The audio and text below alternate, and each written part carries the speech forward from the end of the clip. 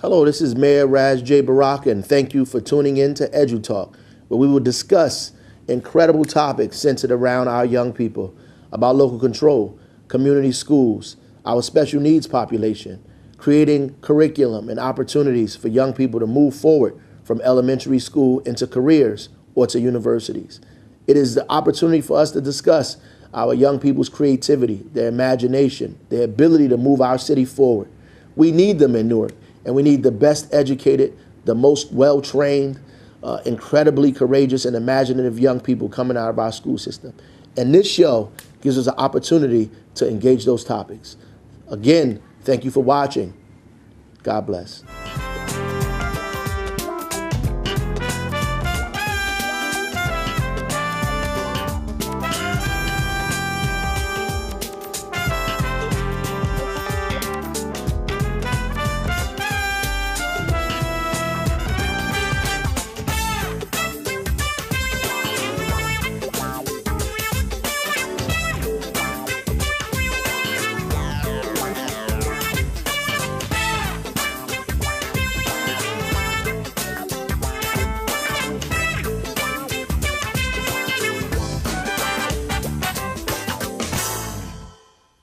Hello, Newark.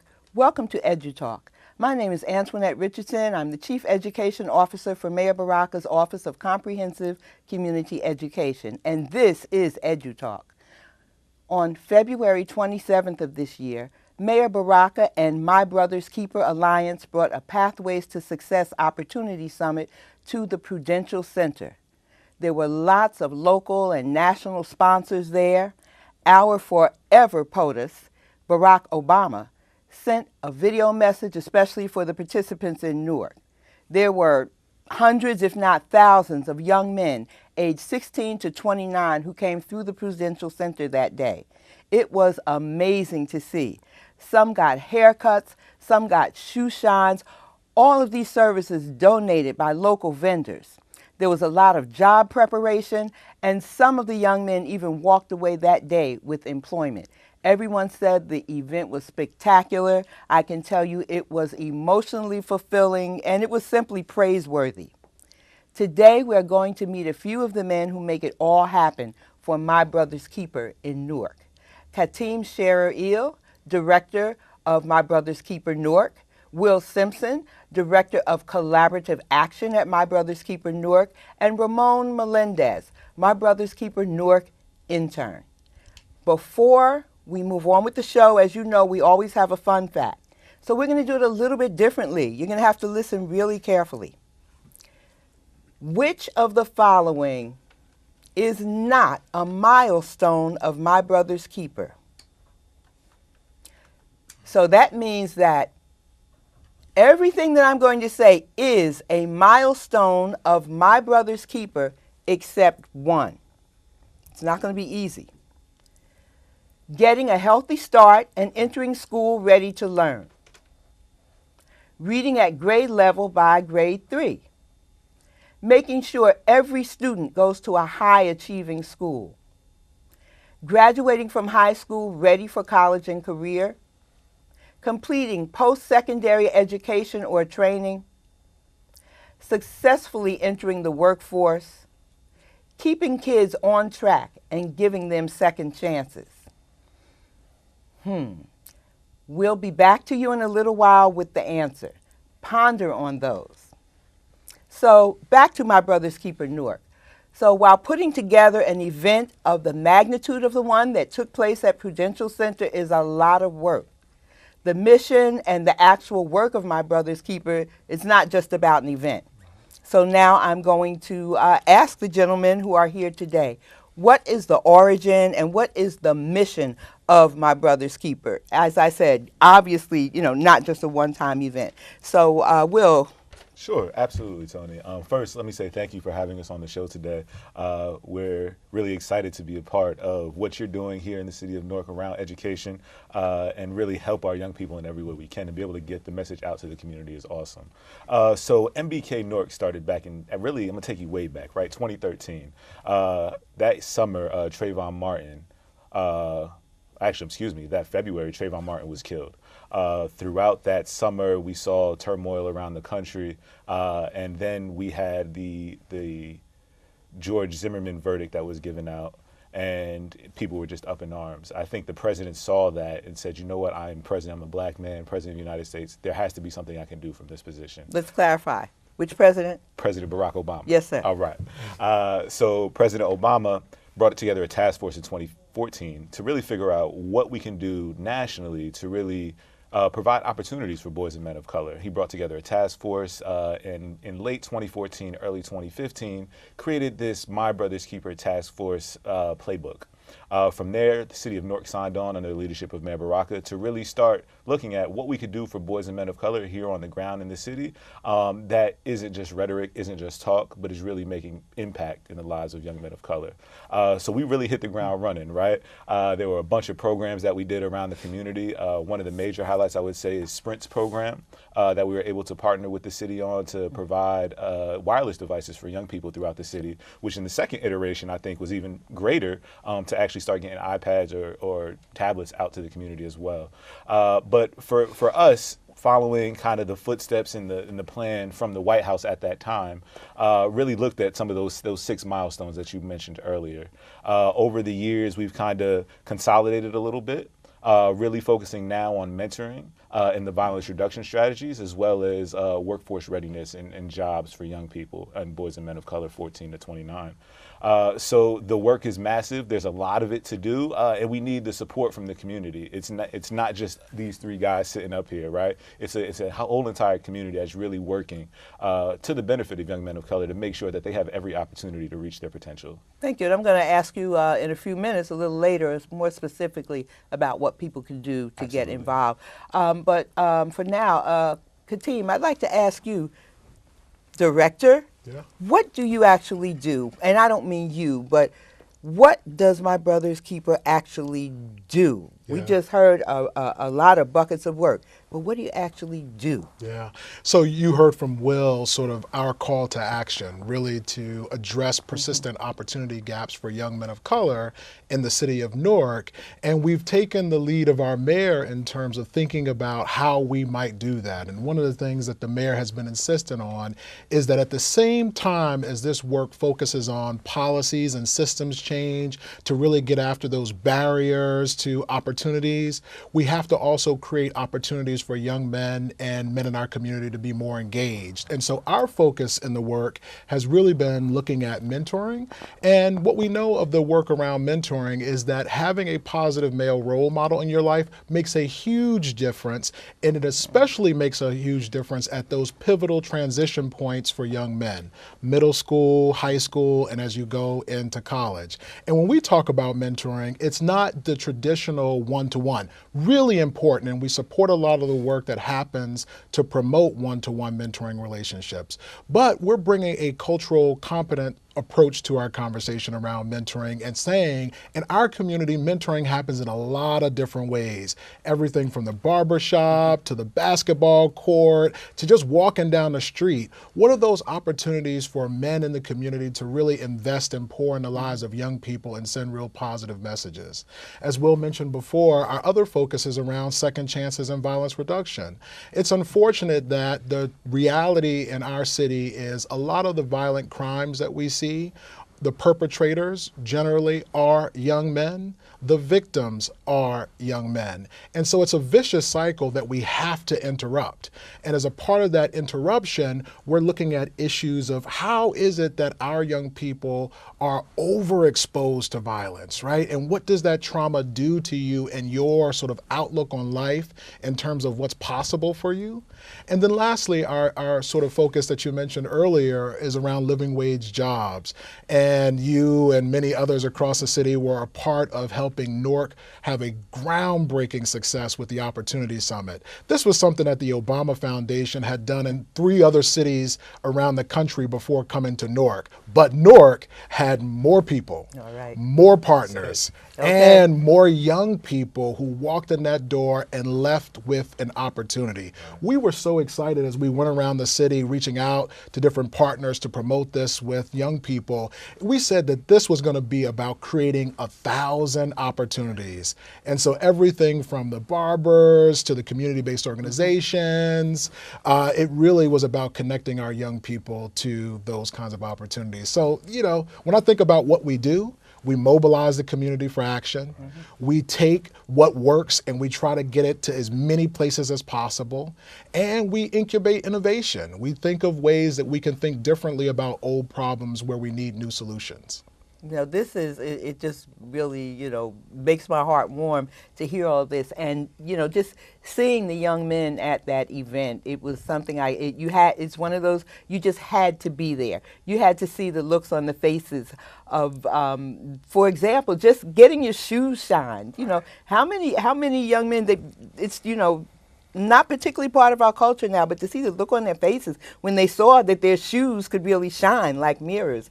And, you know, getting that haircut that some may want, but, you know, not be able to get at the time that they wanted. And to see that being donated by people in the community. It was, you know, on both sides. I think that there's a learning process that took place and just a sort of a bonding process that took place that you're going to be able to facilitate, you know, the growth of. So I just I can't just stop talking about what a wonderful just experience that day was, and to hear about how it wasn't just a day, but it's something that's really been embedded into the culture of the city is very important. So can I just say something to that really quick? Because I just want to be clear that, to your point, that the Opportunity Summit on February 27th was a huge win for the city. But as you said, that wasn't the end, right? We're continuing this work.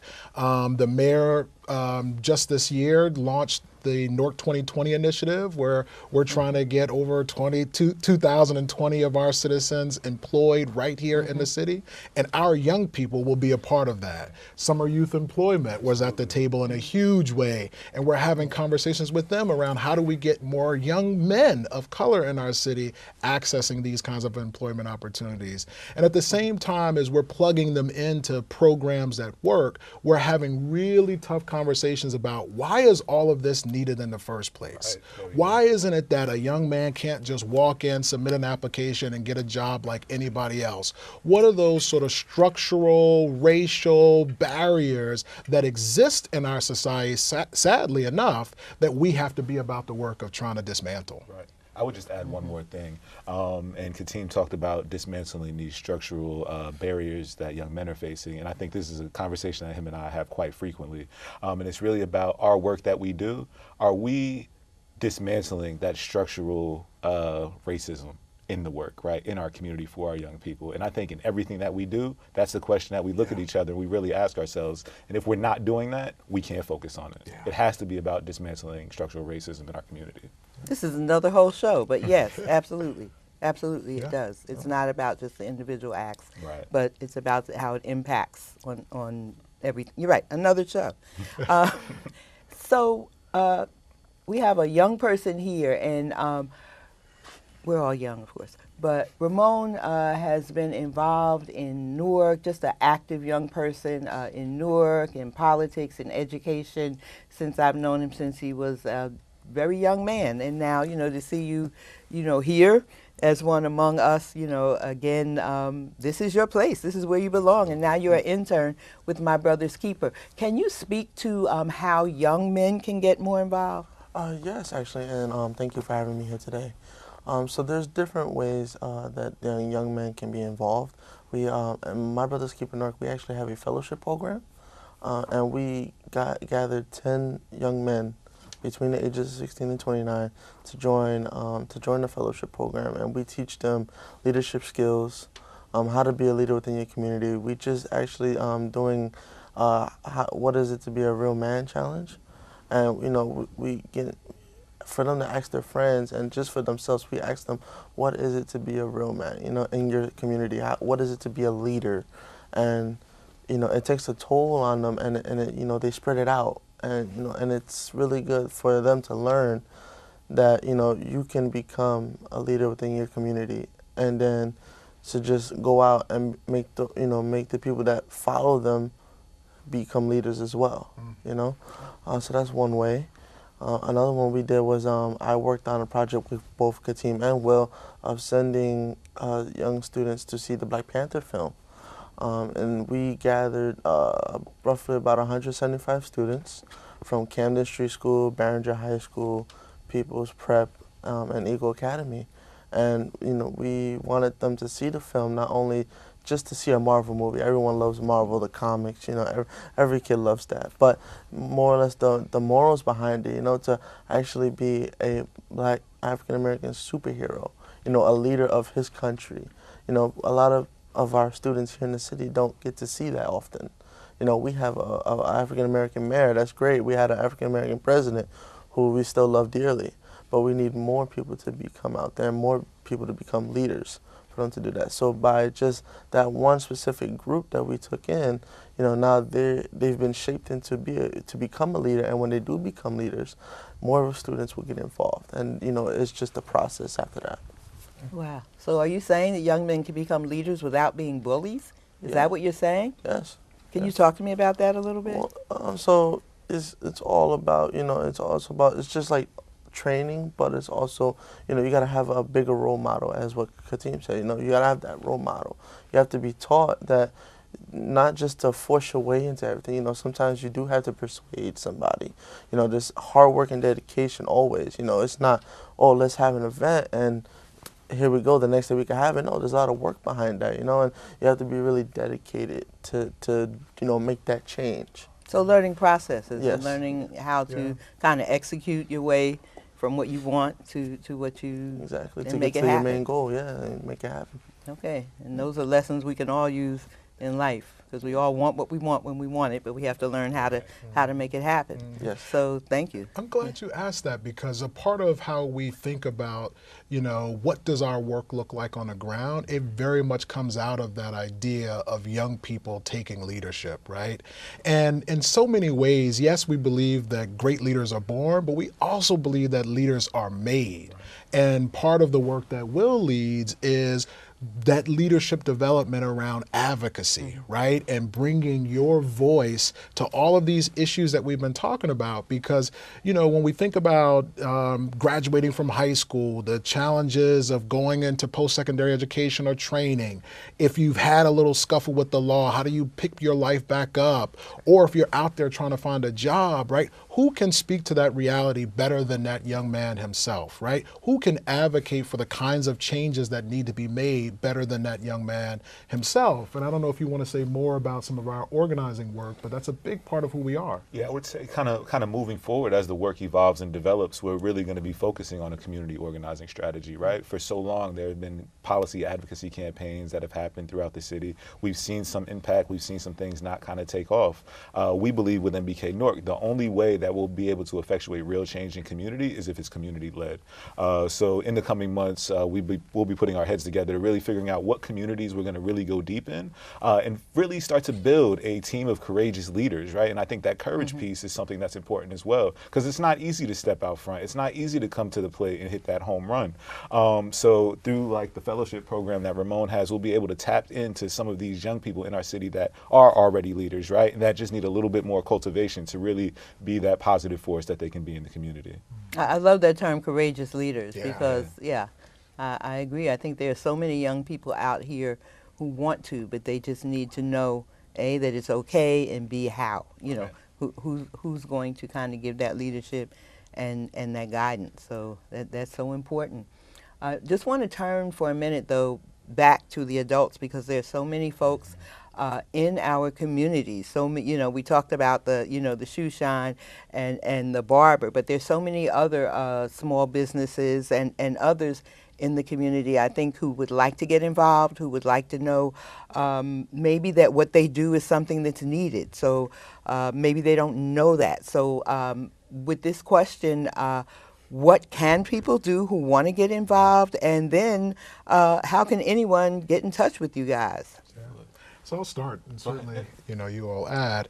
I tend to think about this and asking the question, how do we create a city that works for young men of color? in all ways, right? Everything from where you grow up in terms of the positive influences that you have in your lives to when you get ready to think about school and life and, all of those different, twists and turns that we all make in life. How do you get a city that really works for young men of color? And so as we talked about mentoring earlier, one of the things that we're moving forward on is trying to recruit more men in our community to be mentors, to give back, not necessarily going to basketball games and so forth, but really just committing that time to invest and give a positive word to a young man who lives right in your neighborhood, who can see you as a positive role model. Another thing that we've been thinking about is, this thing of what it means to be a man, especially in a community where a lot of our young people are raised in single female headed households. How do you see sort of that image that helps you understand for yourself what you want to be as a man? And so it's not so clear. And so how do we create opportunities for young people to learn that? So we're going to partner with faith-based organizations throughout the city to develop rites of passage programs, especially for our middle school young people who are just trying to figure out life, so that they can get that sort of culturally rich experience. And so there'll be more on-ramps like that to get more people in the community involved. So I mean, if I would add anything there's one big thing that we don't talk about. It's about supporting the work, right? We are a small team. It's not a big shop, regardless of the headlines you read in the paper. There's not a lot of money behind the work, right? To do an event like we did at the Prudential Center, right? It wasn't all free, right? To be able to take For sure. 175 young people to the movies, it's not free. I No, think it's Ramon was able to raise something like $3,000 to be able to make that happen. So we can also use like the financial support, of course. But then again, he'll probably hit me under the table for this next one, right? But MBK is not the only organization in the community that's doing this type of work, right? There are ways to plug in many different lanes. I think about the work that's happening at the Children's Cabinet, right? And some of the safe passage and the safe haven work, right? If you're a business, get involved with that. There are mentor programs that are happening. You got Leaders for Life programs like Outreach.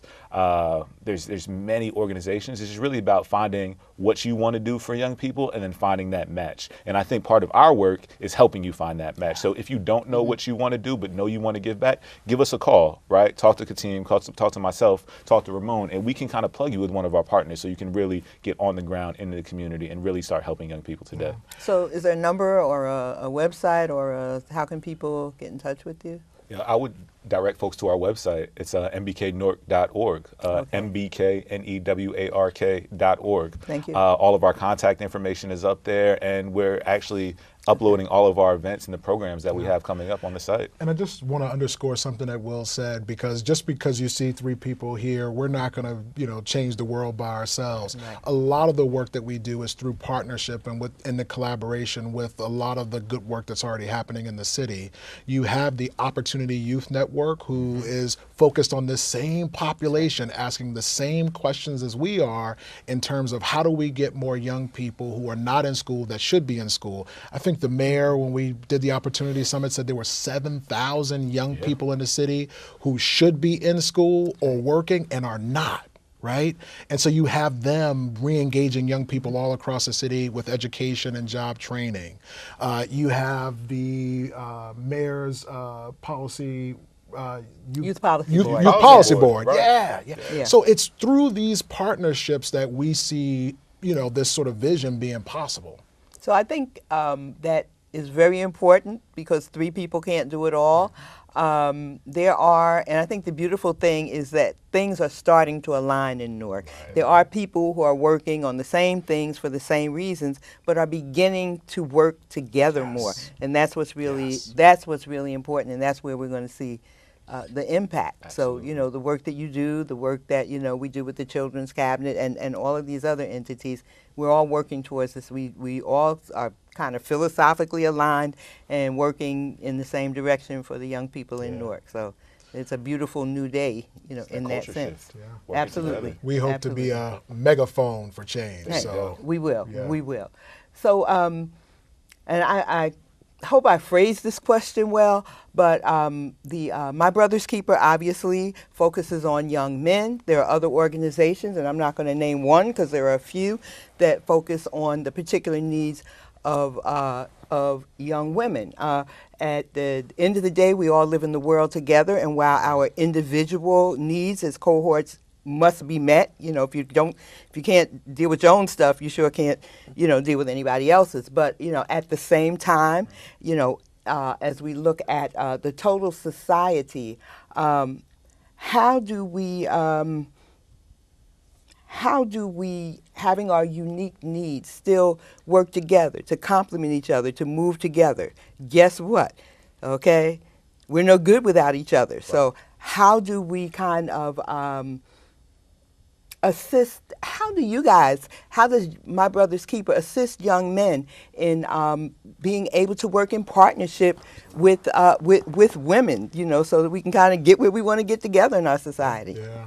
I think that's a great question, and it's a part of a national context around the Me Too campaign, and so many other things that we've seen in our community in terms of the women who have lost their lives to domestic violence. We have to get this thing right in terms of the relationship that men and women have with each other. And what better way to do it than while young people are young, to help them learn how to be in relationship with each other. And so, as we said earlier, we don't do anything by ourselves. We work in partnership, and one of our partners is She Wins, a youth leadership development program focusing on young girls in town. And so we're going to be partnering with them on our Real Man Challenge, where we're going to bring young women and young guys together to have these conversations, right? So what messages do you get about being a girl going into your womanhood? What messages do you get being a boy going into your manhood that makes it hard for you to have relationships, right? And we hope out of that we'll just spark more conversation with young people wondering, right, like, how do we be in partnership with each other? Right. And then I think, just to build off that, in the spirit of collaboration, I know we've had a conversation with the Shani Baraka Center as well. They're very interested in figuring out how we do more for men in that space. We brought up domestic violence, and we know that's a huge issue in our community. But we have to have conversations about it. We need to have real conversations about it. So through that spirit of collaboration, I think we'll be moving in a space where not just for young people, but for older men as well, we can start building a dialogue so we can get to the issues that we need to discuss. It is certainly an intergenerational discussion that has to take place for so many reasons. Another show. Yeah. It's another whole show. We're going to have to have right. Okay, and I want to say thank you very much. I'm going to hopefully have time to give you like 30-second closing, but I want to move now and give the answer to the EduTalk. So, the fun fact question, and I'm going to read them over again really, really quickly. Which of the following is not a milestone of My Brother's Keeper?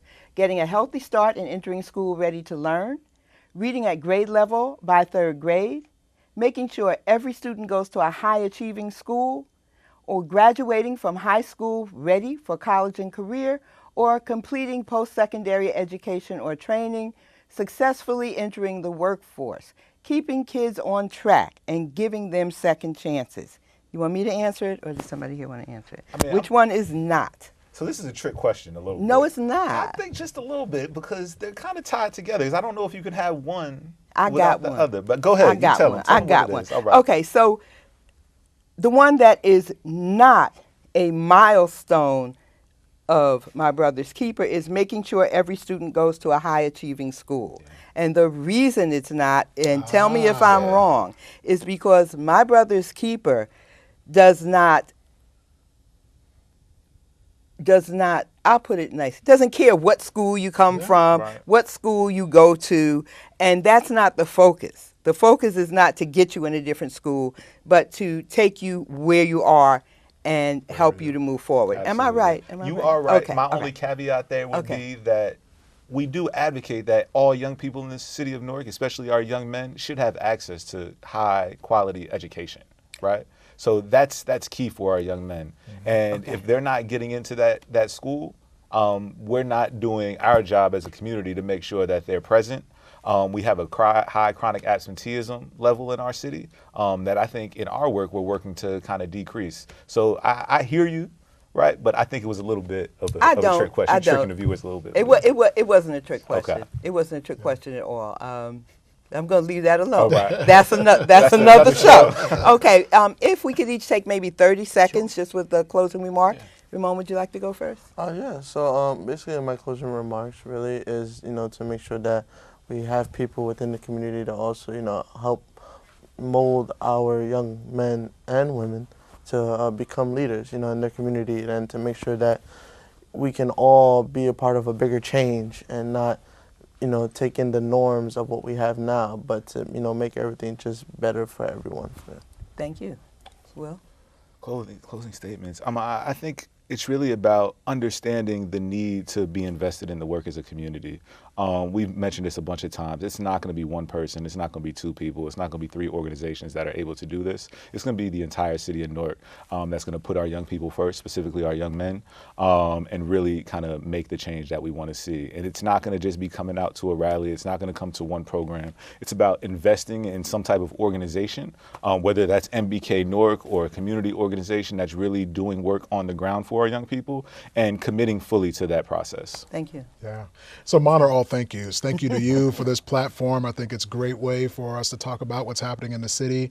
I mean, this work couldn't be possible without our mayor. He responded to the president's call of action and has been supportive from day one. We also have had generous support from Prudential Financial and the foundation to be able to do this work. And so we owe a big thanks to them. And our community advisory board, when I think about who's going to hold us accountable, right, to the things that we say we're going to do and what we want to be when we grow up, we've recruited men from all over the city to be a part of that community advisory board with that charge to tell us if we're on track and help us to get back on track when we're off. And one of the things I'm really proud of is that that advisory board is almost half Latino. And that was an intentional effort on our part, because when we say young men of color, we really want to reflect the diversity that's in our city. So thank you to everybody who helps to make this work possible. Thank you. Thank you. Thank you so much, Khaatim, Will, Ramon. And thank you to everyone for watching this edition of EduTalk. EduTalk is brought to you by Mayor Baraka's Education Office, where we work to make every school a great school. Thank you all. So.